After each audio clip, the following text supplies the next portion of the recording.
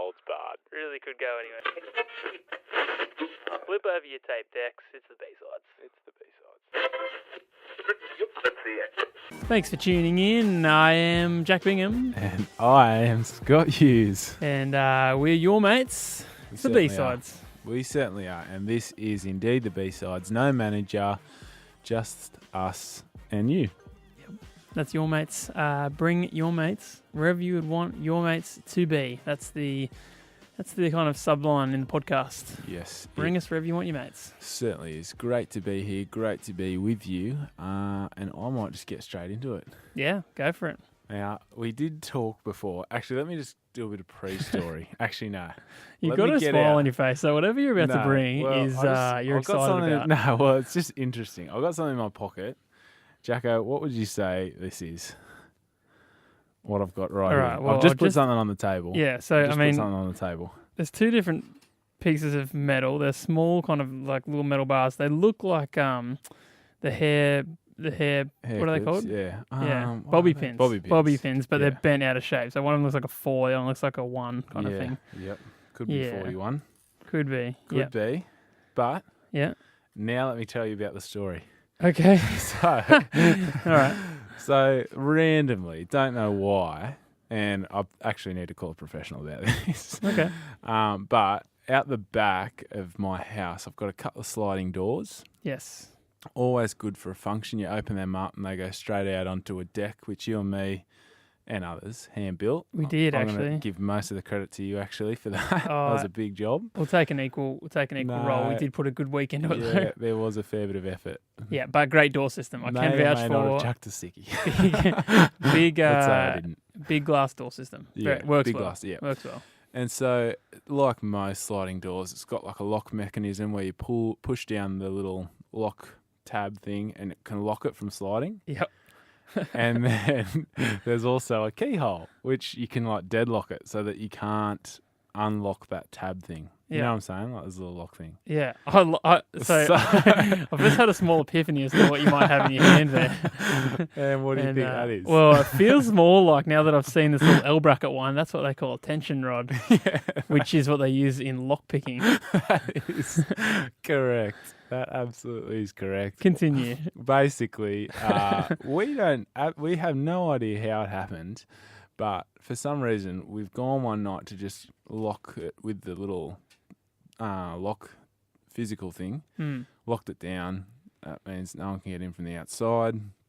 Anyway, next time we actually had some people over trying to open the doors, and the lock itself won't come up. Right. So it's like it's deadlocked, but it's deadlocked itself. From the inside. Well, we have no idea. So you can't even flick the regular thing that you do, like from the inside. You can't even flick it down to open it. No, you can't flick it. It's like locked in position. Wow. So I feel like it's somehow deadlocked itself. Right, which you have to have a key for. Which you usually have to have a key for, but I couldn't tell you where the key is. Got no idea.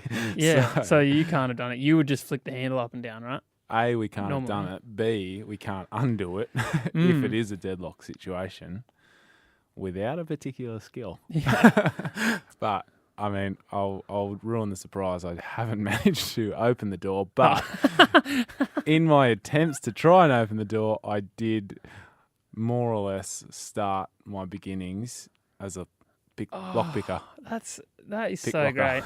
I watched a video within the last 2 weeks. Well, I was going to say you've correctly labelled this as a tension rod. I have, because I watched a video of a guy and he basically lined up about maybe 5 or 6 regular padlocks, brands I recognise, all on different levels, and within, I would say, 10 to 15 seconds per lock, right, doing what seems very achievable. Scott's just pulled a lock out of his back pocket. Doing this is deadly, a method that I thought looks way too easy, but he had real tools. You've got a literal bobby pin that you've bent up there.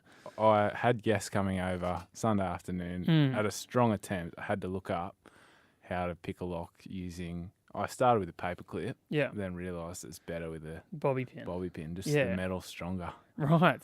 So you brought a lock, you chucked it on the table. I've put a lock down. It is a master lock, as in master. The brand. The brand. Yeah. Again, very common. Like I would say 50% of locks out there are either a Lockwood or a Master. And just looking at this actually has the words Fortress on it. So, yeah. So that's your gold. We'll definitely film after. We'll do it after. Yeah. But we'll film this and we'll put it on our Instagram. Yeah. Yet another reason to follow at Jack and Scott Instagram. Yes. But I can only assume with the things you've got on the table, you're going to give me a demo. I'm going to try it. Okay. Have you successfully unlocked that? Yes. I bought it this afternoon and picked it in the car. Wow. But it took me a little while just to get it going. Okay. But I'm hoping the next attempt is much smoother. But all right. Yes, I have done it. All right. Well, actually, I'll film it now. You talk us through what you're doing, and we'll film it live. And then everyone can know. Well, shouldn't really. I mean, they can know if they want to know. No, that's what I'm saying. It's good. Oh, yeah, okay. Because I was going to say, it's not, you don't know anything no one else can look up on YouTube. Here's the thing. This is a major risk because it might be a flop, might not work. But let me just talk you through. The magic of podcasting. All right, wait up. I might, I'm going to move away from the mic here, but I'm going to film you. All that's fine. Go for it. Let me talk you through. Basically, like Jacko said, I do have 2 bits and... are they one bobby pin? No, I think they're 2. Yeah, they're 2 different bobby pins. I snapped one accidentally. One is called the tension rod, and the other one's just, I don't know, a pick or something. But basically, once you've learned how to make these, which is a simple YouTube, which kind of links into some previous podcasts that we've talked about, is like learning skills better. But I've actually learned a new skill. So what I've chucked in here, put the tension rod in, and you put that at like the base of the keyhole, and then you put a bit of tension on that, just so it kind of, if the lock wants to turn, you know what I mean? You actually put some rotation, and then you put this other little pick in there, and there's pins. Like, I'm doing a terrible explanation, but there's actually little pins in this barrel lock, and they've got it all lined up. So then you're just going through and just having a bit of a fiddle to try and knock these pins down, and whilst putting a bit of tension on. The thing I was finding with this master lock though is that you can't put too much tension on it, otherwise it kind of like locks out of position. So yeah, I feel like I really don't want to take too much time. I'm going to keep filming. I've just brought the mic over. Yeah. But the thing that I find impressive is that you're not using like lockpick tools. No. And it looks kind of very similar what you've basically created. But yeah, what I've tried to create. When the video I was watching, I nearly went and bought a kit, like, because I feel like it's only just like really basic little tools, and he only used exactly what you've got. But I mean, yours is something that's just every day around the house. Yeah, well, that's the beauty of it, and I wish I already had this unlocked. But well, that's the goal, isn't it? Yeah, but when I was like thinking about it, I was like, it actually does tie into the thing we talked about on a previous podcast about like, I guess we talked about making something that you already do better, but I feel like in an everyday situation, like you could get, like, I don't think it'll work in a car, but you could get locked out of your house pretty easy. Oh, 100%. When it's the topic we spoke about investing time into skills that are basically going to, give you some kind of benefits, like time saver in the future. The obvious case being the shoelace situation, which shocked the nation. You've performed beautifully, might I add. I'm struggling right now. That's all right. In between maybe podcasts. Okay. You might do another one for us? I might clean this up. All right. Sorted. But like you said, it's really like it's less common than your shoelace. But in saying that, the shoelace situation might save 10 seconds a day. This might save you, multiple hours once in your life. And maybe a couple of $100 from the old locksmith. Yeah, 100%. In your house. 100%. So I think that when you hit... done it. There you go. He's done it. That's the live lockpick right there. 3 minutes 13, I believe, is the... but pretty good. I mean, like you said, you're not a professional lockpicker. No. You're using a bobby pin, not a tool, not an actual real-life tool. Exactly. I'm super impressed. Even with 3 minutes 13, I'm super impressed. Yeah, well... and it is a fortress. Like, if you lock that back up, you can guarantee that it's not just a trick. No. I went and bought that from Coles, actually. Yeah. But no, it's a legit lock. It's not a... It's a very common lock. Like, that lock would be on many things that people wouldn't want that to be able to be easily picked, basically. So can I just say then, maybe as a public service announcement, anything that you want really secure, Mm. don't put a padlock on. Well, yeah. I mean, feel that's like. why they do the kind of password ones, because I mean, I guess they're probably hackable as well. Yeah. But I've seen up to locks that look way crazier than that. Like they've got all these, and they've basically got like a couple little extra kind of, I don't know, ways to cut you out. Like you were saying, if you put too much tension, you can actually push the little bar too far or something. And it knows, Yeah, but they've just got a couple extra of those in. But I'm impressed. Yeah. And I will I'm put glad. that down as a skill. How long did that take you to learn? I'm going to say maybe 10 minutes. Yeah, because, well, what I was thinking is it's similar to the shoelaces in the sense that really it's like you just got to do one thing well. Like, and you just got to kind of get better at doing that one thing. Yeah. Which is you're putting attention on it, which is just basically trying to turn the lock. Yeah. And at the same time, you're just pushing down the little. Yeah. Yeah. And like it's kind of just knowing about how the lock actually works and realizing that there's a couple of things that can go wrong, like with those pins that are falling in and out of the barrel, they can sometimes go too far, and only some of them need put tension on them to kind of lock them out to work on the next one. Right. But but once you understand how it works, it's kind of just fiddling. I'm going to put it down 100% as a skill to learn. Along with the choices, do the lock pick. Super impressed, Scott. I'll give you a 10 out of 10. And I'm going to basically buy a kit now because now I'm inspired to learn myself. And I want to learn with the tools because I feel like the way this dude was pulling them apart was unbelievable. Oh, yeah, quick. Yeah. I can imagine. Yeah. And like less sub 30 seconds per lock. If that, like maybe 10 seconds per lock. Yeah. Well, on the video I was watching, the guy himself was unlocking them pretty quick. But like I said, I've had one crack at a door, which I did manage to spin, but it didn't unlock my lock. Oh. You know what I mean? So I actually did like pick the lock. Right. But apparently so that wasn't the problem. Right. So I did that. I did this in the car 5 minutes ago, and now I've just done it for you now. That's amazing. So that's my training. Like I said, I'm impressed. I almost don't want to move on, but it is a B-sides. It's the B-sides. So we like to bring kind of a quicker secondary topic. Yeah. So it's just a thought I want to bring to the table. Mm-hmm. You and I, we were actually out on Sunday nights. We went out for, I don't know, dinner, I guess, to like a local kind of markets. Yeah. There's like a food vendor kind of setup. Yeah, exactly. So we went out there and we basically just spent the night out there kind of having dinner and that kind of thing with our lovely wives and some friends. Yep. And we basically were stuck sitting on the concrete ground. We did have picnic rugs, but the way this place is set out, there's not really any grass. So you're sitting on the concrete for hours on end, and I pretty much had the thought, initially I had the thought of, I'd love a camping chair right now. Yep. Camping chair would be absolutely stellar in that situation, and obviously in many situations, camping, the football, whatever, they're a great invention. Yeah.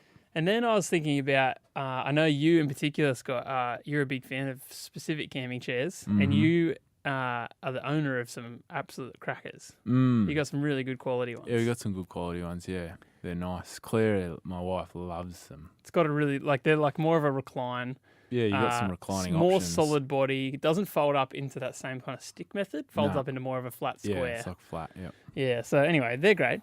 But my idea that I want to bring to the table, and if this doesn't exist, I will be surprised. And if it doesn't exist again, I'm chucking it out there to the world to invent because I don't even want the money for it. I just want to have one. Yeah. In fact, if you invent it, all I ask is that you just throw me and Scotty one each. Quick one. Yeah. So free of charge. All it is basically a portable lounge.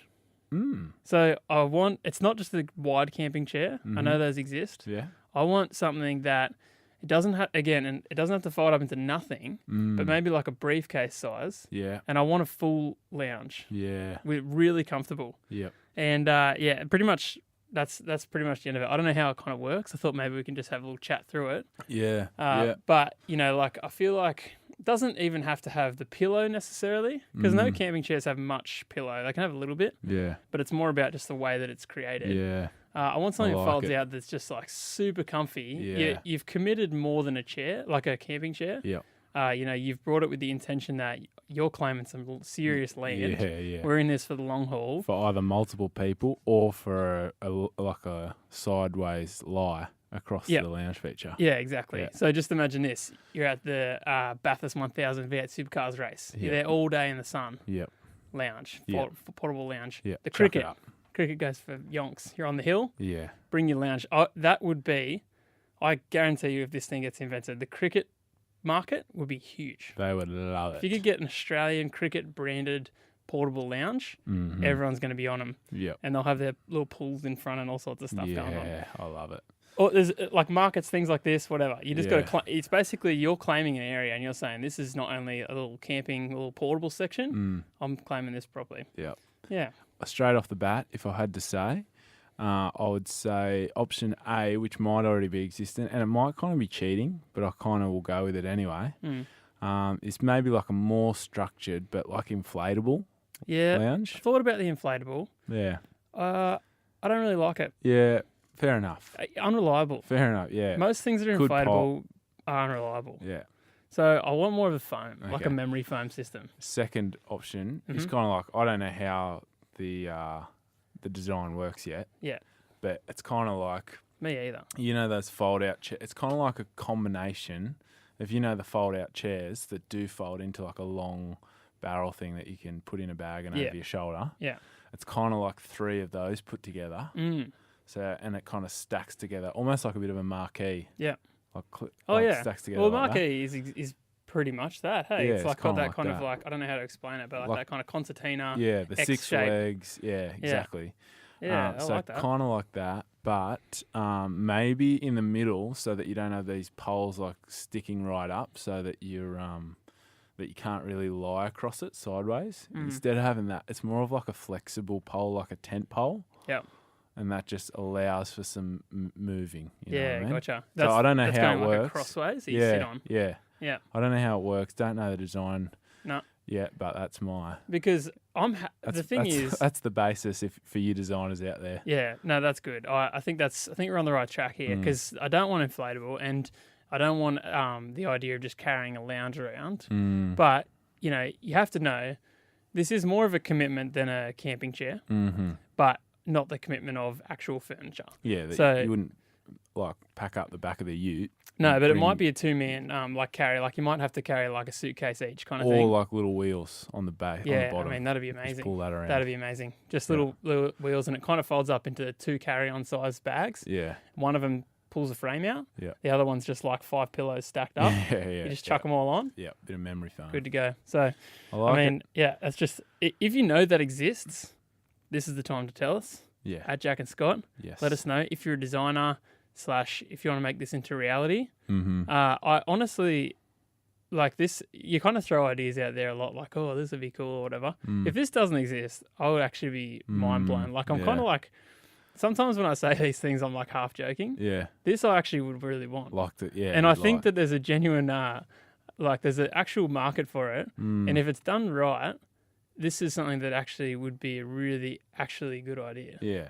Well, I know this is a B-side. I was supposed to be wrapping up about a minute ago. That's the whole thing, isn't it? Yeah, well, that's it. Manager's not here. He's not giving us a time schedule. Yeah, let us continue. If we need to push on, we'll push on. I have a similar... it's an invention. It's not similar in functionality, but similar in that I think it should already exist, but if it doesn't, it would boom, and I want one. Yeah. And actually, I'm going to... Are you happy to put the same rule out there? Yeah. Well, at some point in my life, if it doesn't get designed and I get sent one in the mail, then I'm going to have a crack at this one. Okay. Prototype. Wow. Not anytime soon, because I've got a lot of projects on the back burner. So, but it is basically a floating esky / boombox that can go out the back of the surf. Oh yeah. But it has to have like an anchor, so that it won't just float off. Yeah, that's really good. But you want it to be... That's really good. You want it to... It can't be like a proper anchor that you can't paddle out, because you can't be carrying like a 6-kilo anchor out on your little fiberglass surfboard. Right. You know what I mean? Yeah. So it has to have some other anchoring system. This is where I'm up to with it. So does that exist or you don't know? No, I don't know. Okay. But this is what I'm thinking. I don't know exactly what it looks like, but also the other purpose for it is while you're out in the surf, you do get really thirsty. Yeah. So to have a bit of water out there, amazing. Have a couple of tunes going. Yeah. How good's that? Inspiring. Yeah. Yeah. Maybe like if you want to go the deluxe edition, it might have like a little optional, basically like inflatable like ring or something that you can just hang out if you want to. But I mean, you got your surfboard for that, so not a big issue. Yeah, yeah. But I would say again, I think this is surfing market really, really good, but also can just be used for like just hanging out in the lake, Australia Day, float your stuff out there while you're out just having a swim. Absolutely. So yeah, I reckon that's top notch. And if again a quick start point for you inventors, like I think most eskies float as is. You've got to somehow. I think you. Also, we're well and truly into the realm of waterproof speakers. Yeah. As far as technology goes, 5 years ago, 10 years ago, maybe not. Yeah. Now, easy. Everyone's doing it. Basically, just I don't know, somehow tape on a UE mega boom and you're halfway. You're pretty much there. But in terms of the anchor, where I'm currently at with that is kind of basically like on a rope, which goes inside the esky for transport, but then comes out. On the end of a rope is like a sandbag, and you dive down and fill it with sand. That's actually really good. How do you like that? It's really good. I've thought about it. It's really good, and I think it may be a sandbag, and it just needs some kind of like a bit of a clamping kind of system. Yeah, clamping, quick release, so that on the way out, it's not a big kerfuffle underwater. You just like. Is it ever like 10 meters deep though? Like, is it ever going to be like? I don't know that it gets 10 meters deep where you surf. Like we're in Newcastle, Australia. A lot of beach breaks. So it is a little deeper at some points. But again, for the waves to properly break, I don't think it's ever 10 metres. Yeah, right. I'm thinking 3, 4 max kind of thing. Yeah, okay. But anyway, surely there's really the thing that's holding this back from being something that's pretty well already exists. Like you said, tape a boombox to an esky, you've almost got it. Yeah, well let me tell you, that's what the prototype will look like. Yeah. And the only thing is we basically need to find the anchor that doesn't rely on weight. Yeah. Or initially at least. Yeah. So yeah, that's what I was thinking, yeah. All right. Yep. Far out. We have conquered some things this podcast. Guys, you've come on a journey. We could potentially have made you a mozza, if you're listening. Yeah. And you've probably made us a portable chair and some kind of speaker dock system. Beautiful. Thanks, guys. That was I really think that was a strong B-side. Yeah. We also picked a lock in that time. We did pick a lock. Invented many things. If you want to kind of see that, like Jack said before, we do have our Jack and Scott Instagram, or if you want to message us about that or any of our ideas. Or any of your ideas. That would be great. Yep. And yeah, just either direct message or just message us on that. That's the best and mainly or only way of contact, really. Yeah. But thanks a lot. Appreciate it. We'll see you next time. Subscribe. We've been great.